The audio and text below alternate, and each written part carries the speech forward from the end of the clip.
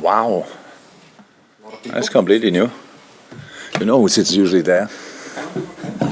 Lots of people, some not regulars. So just to be clear, we'll have the open press conference, and then we'll have the breakout, which all content's embargoed until 10:30 p.m. tonight for our colleagues in the national press. Peter? Oh, sorry. Good afternoon again. Hello. You well?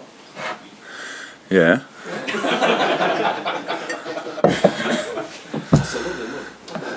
Yeah. Before we talk Chelsea, can I just talk about you, because this weekend your 1,000th game as a manager, 22 years. Crazy. Just wondered if you could give us your thoughts on getting to that landmark and maybe the biggest lesson you've learned about it. Oh, yeah. So the first thing I never thought about these kind of numbers, and never would have thought that I will be allowed to do it for that long. But somehow it went really quick. And that's obviously the thing. You have to work pretty much through 22 years, and then you can somehow arrive there. Otherwise, with a few, the clubs would have sacked me a bit earlier than a year on break. Then you need. Then I'm sitting here and I'm 60, and then I have maybe 1,000. So it's a massive thing. I feel really blessed. I have obviously 3 fantastic clubs. Which gave me the opportunity to do the job. So that's what's going through my mind. It's not. I don't think I learned. I learned a lot, obviously, but I wouldn't know what is the most important thing I've learned. But it's when this week people told me, because I forgot it, that it will happen. Then I really start. Then it come pictures just coming up, and the start at Mainz. The start at Dortmund, the start here, all these kind of things coming up, and when you come in somewhere, you never know how it will go. And I was really lucky with all the things that happened, and so it's a crazy number, honestly, 1,000. But the beard is now really grey. It was not the case when I arrived here. I'm not sure that's because of the age or because of Liverpool, but it's fine. In the best time of in the time when I probably was full of power and still am, I did the job I loved for the clubs I love. So, absolutely, I'm blessed with that, 100%. That's what I feel. Frustrating at times, but I'm still enjoying it. Absolutely. It's part of the deal that you have, and when you do 1,000 games, it would be interesting. Maybe people should get an honor for 1,000 good games. So that would take much longer. I'm not sure anybody could get old enough for that.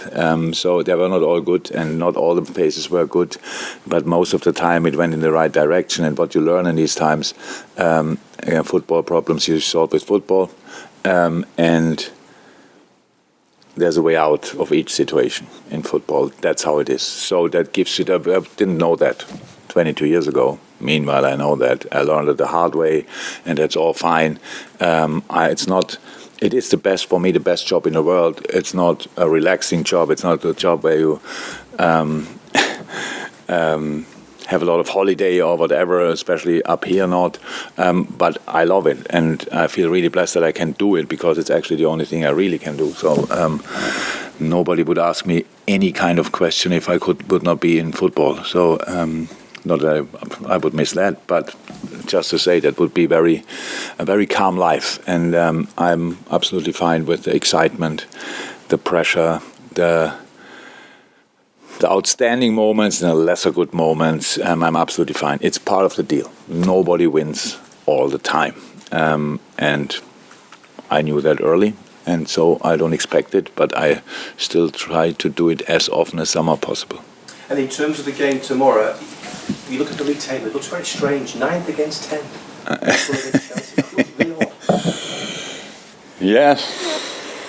Yeah, true. When we did the analyze meeting and you get a list from the other team and then so see injuries, I think it's the only team with a similar injury list like ours. It's tough. That's the biggest problem. We can just go through it and without now telling. Honestly, Arsenal deserves where they are in the moment. Play outstanding football, top. But cut out 5 players or 3 of their offensive players. So, and nobody would think, where are you? So that's how it is. The injuries are a massive problem, and Chelsea has them as much as we have. It's not the only problem, but it's a big problem, and so that's why I'm not surprised that they do not play well. But then you look at the games they played, and they lost quite a few in the last few weeks, but against teams in form, I would say. They played twice City, they played for sure Newcastle, so it was not now where you think, okay, they should give them 6-0 and send them home. So it was a tough period, because when you watch Chelsea, there's still a lot of good football in a game. It's a bit of a situation. Don't say we played now particularly well in the last weeks, but when you don't use your own chances and your opponent used the first, that's a good sign for a bad period. And that happens a little bit more often. So I don't sit here and think, okay, thank God Chelsea's coming. They have even bigger problems than us. No, I know how good they are and can be. And will be the next tough game. It's half time in the season as we get to this game. You've got FA Cup, you've got Champions League, you've got that 10-point gap to close. What do you need, what do you demand now from your team in the second half? Again, consistency in a good way, so that we have to, consistently up to it. That we have to defend on an incredibly high level, but what we didn't do often enough, and based on that, we will create chances. There's no doubt about that. Will we create then immediately 20 a game? Probably not. But that's not the main issue. We have to. The game against Wolves, I know, was a very good example. So everybody felt in the game, winning or not. So of course, at the end was a bit hectic again, and maybe there was not a big chance. But if they score a goal there, and we go to extra time, and I wouldn't have fancied that, to be honest, after such an intense game. But a lot of things were what we have to do, look like the things we have to do, and that means we have to defend together, everybody. And that's what I said. And that means defending you cannot do by moving a little bit here or there. That's intense. Was never different, will never be different. Nothing with style or whatever. You can have the deepest defending on the pitch if you're all together. That's intense. And we have to show that we are ready for that all the time. And that's what we try. And it was a really nice sign. This Wolves game was a really nice sign. It's possible after 2 days, after a real low point, going there, making 8 changes, and be really together. Go there, and we played good football stuff. A lot of moments, much better than before. Didn't end always in a chance or whatever, but how we worked together, how we played together, how the distances were. So many good football things. Like for a coach, when you sit later there and watch it again, you think, okay, that's different. That's what we try to build on now. Hi, Jurgen. Graham Potter's at a very different stage of his management career at Chelsea compared to you here at Liverpool. Going back to some of the stuff that you were saying at the start of the press conference, what do you remember about the moments when you first stepped into this club and you were trying to make them play your way and change things your way amidst all the noise, the scrutiny, the opinions of everyone else? Oh, I was blessed that time because my English was not good enough, so I pretty much what you said I didn't understand. Most of the things didn't read too much. That's probably Graham's problem that he's English. And I tried to get used to all the stuff, what I really had to do, and was not worried about anything else. So it's if the owners are not happy, they will tell you early enough. So why should you worry about that? I didn't think about these kind of things. I just was working and try to sort the situation. And I know that Graham will do that. It's a massive task to work for a big club, but in a best possible way. You ignore the size of the club. It's like not thinking about it or whatever. That happens later when I have realized when how big Liverpool is. But you realize it when you go abroad, and because you think, oh my God, here they're all crazy as well. So these kind of things. Yeah, but there's no advice I can give or whatever, and he doesn't need at all. So he's a fantastic coach, and showed that for years and years. But with the amount of injuries, that's difficult. It's difficult, and yeah, that's all. I don't think you can compare any kind of situations when you come to a new club. I think is it the same like this? I think Liverpool was not in a top place. Like there was, it was not so difficult to improve. Let me say it like this. But I think for Graham that was more difficult, because I think Thomas did a pretty good job. Was not the best moment maybe, but did a pretty good job. And that's then always when then people start to compare. That's then not cool. But they will get through this. Hopefully not tomorrow, but then for sure. Is it that single-mindedness, that focus, is that almost the most important thing that you need to keep in mind at that particular stage? Yeah, that's pretty much in life like this. It's not only in football like this. Imagine in a world where everything is like... So 22 years ago, when I became a manager, we had probably smartphones. Yeah, did we have already smartphones? I don't know. When was when we got all these kind of... No. Oh, why? Well, great times. So, means... Much less information, stuff like this. I analyzed football games on with a video recorder, DVD, a little bit later, all these kind of things. That's how it started. So, and the thing, when you wanted to know about what the outside world is telling you, you have to ask somebody or you have to read a newspaper. So, and not so good times. It's easy not to open a newspaper. And if you don't ask anybody, nobody can tell you. So easy. So I was always like this. I never had a problem with that. I'm interested in opinions. I'm interested in criticism as well. But from people, they really care. They really are in it as well. So everybody in this building can tell me pretty much everything. Do you really think you do that right, this right? 100%. Because we are all the same. We are all in the same boat. We are all going to pull in the same direction. But sorry to say, but from all of you, I couldn't care less. If you sit here or in front of Pep Guardiola, this is not a massive difference for you. So same problem, same question, done. There's no same problem. So Pep cannot have the same problem like me or whatever. So why should I really be concerned about what you're saying? There's just no reason for it. But you influence, of course, the outside world. And that's nowadays, and now we come back to social media. Oh my God, all these people without any kind of knowledge are allowed to... And when I was in that time, the people had to write a letter to the newspaper. Can you imagine this process? You're not happy with something, so take a paper, then realize you cannot write properly. That's the first challenge, and then you still do it and send it to a newspaper until they print it. I don't know how long it took. Sometimes you read it and you thought, when was that? So, and now it's a second. I really think the best advice from a 55-year-old perspective, ignore the outside world as long as they are not with you, because they have no clue about your situation. Why would you ask them? Ian Kennedy. Hey again. Is Darwin closer for selection for this game? Yes. And in terms of the players who did come in against Wolves, has that given you a bit of a nice headache for selection and for the Chelsea game? I never had one time a headache without selection in I don't know since when, ages. So and it's now 1:45. Training at 4, meetings, stuff like this before. I get all the information later. So let me see if I will have a headache or I get some information which will give me another headache. So no, I'm completely fine. I hope they're all fit and all ready, and then we will find a good team.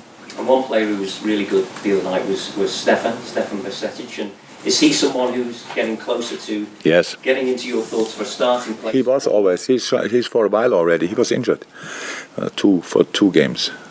2 games, I think.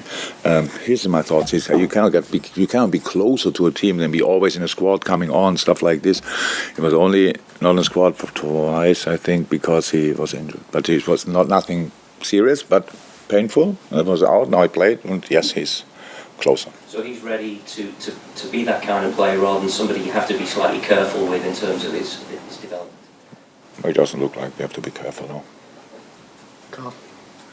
Jurgen, Chelsea's spending over the last 6 months has been on an unprecedented scale. Does that to show how competitive the race just for the top 4 has become?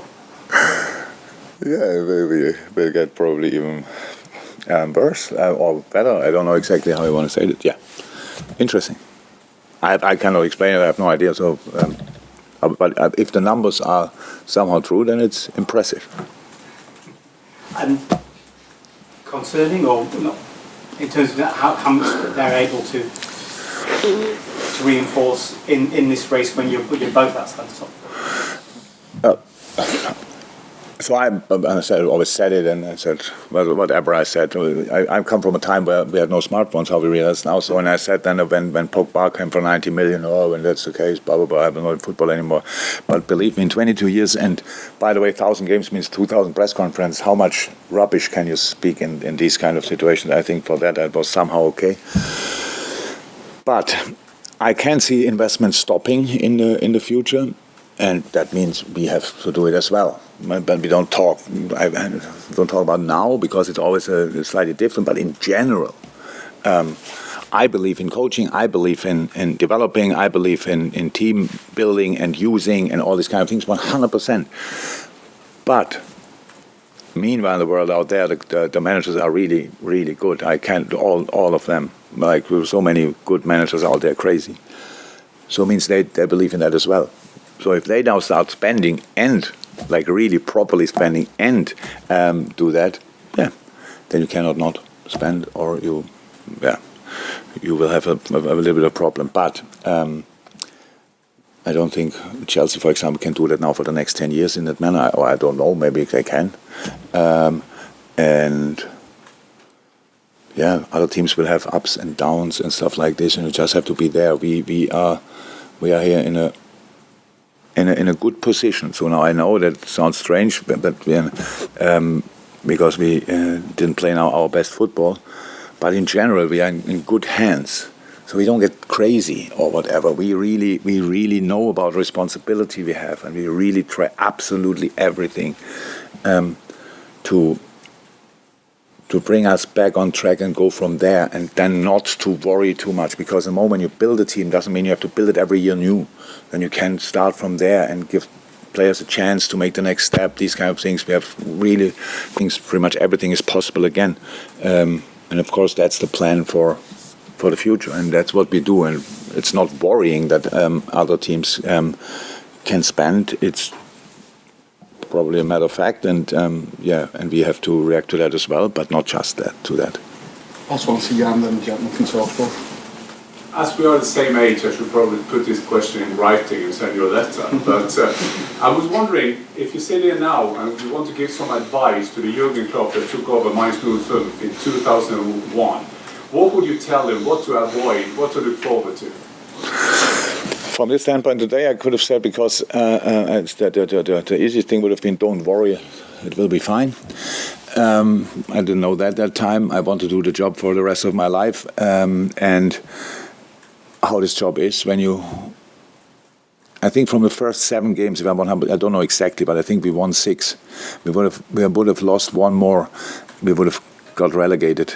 So you win 5 from the first 7, that would be an outstanding number, and nobody would have recognized it. You just go down to the 3rd league that time, to League One. It would have been in England. And a pretty promising coaching career would have been finished before it's really started. So I was lucky that didn't happen.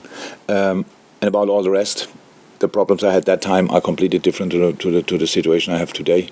The job I do today is a completely different job to do that.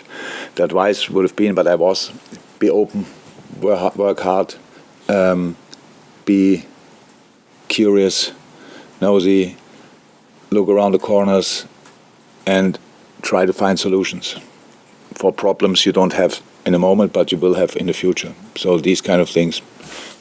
But the most important thing, be busy. Learn the game. I had an interview now a second ago with a colleague of you, and it's like the same with coaching. It's a bit the same like with golf. When you think you got it, the game will tell you differently.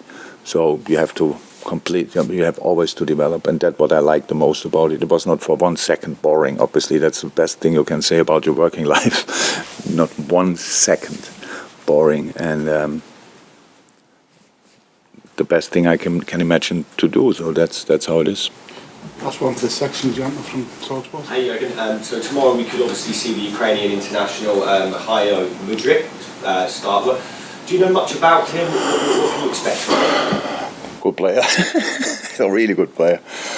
With wingers, obviously, he played an incredible Champions League campaign with his former club. So, speed, technique, goals.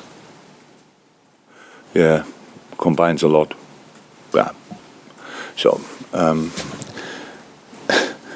having him on one wing and, for example, Joao Felix on the other, interesting. So, Chelsea obviously sorts the problems differently to us. So, let's see. But so Joao Felix played after 2 days, after 3 days when he arrived, right? Pretty much immediately, 2 days, where he arrived and played then. So, we probably can expect him to play. That makes analysis a little bit more difficult, but we know him. We watched Champions League. I cannot say I watched a lot of games in the Ukrainian League, but we watched Champions League, and that was impressive enough. I just want to follow up as well. How hard is it to prepare for this sort of game when they've got so many incoming, so many suspended, so many changes and so many injuries? How hard is it to prepare? Yeah, but they have a specific way to play. So it's Graham Potter likes to play in a specific way, and that's still clear.